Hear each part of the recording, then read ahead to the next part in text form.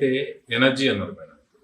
ఇప్పుడు ఏదైతే మనం మాట్లాడుకున్న మెమరీస్, షేర్డ్ మెమరీస్, లేదంటే యాన్సెస్టర్స్ నుంచి వచ్చినాయి, ఇవి ఇప్పుడు భౌతికంగా మన లైఫ్లో ఉన్న ఎనర్జీని ఇంపాక్ట్ చేస్తాయి.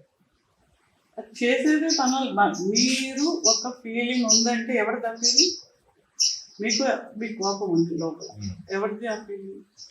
అది నాదే, మీరే కదా. బాధ ఉంది మీరు అంటే ఎవరిది? మీ ఎనర్జీ ఫీల్డ్లో లేకుండా మీకు ఎందుకు? It is yours, like your shirt, your this thing. అలాగే అది కూడా లోపల ఉంది, అక్కడ ఉందని అనిపించడం. మీకు మీ పిల్లలంటే ప్రేమ ఉందా? మీరు అది చూపించండి. You cannot show it, but it is there.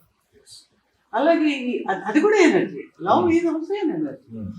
Everything is ఒక న్యూట్రల్ ఎనర్జీకి దాని యొక్క ఫ్రీక్వెన్సీ బట్టి, దాని యొక్క క్యారెక్టర్ బట్టి ఆ సూక్ష్మత, అది పనిచేసే సూక్ష్మత మన మీద పనిచేస్తుంది.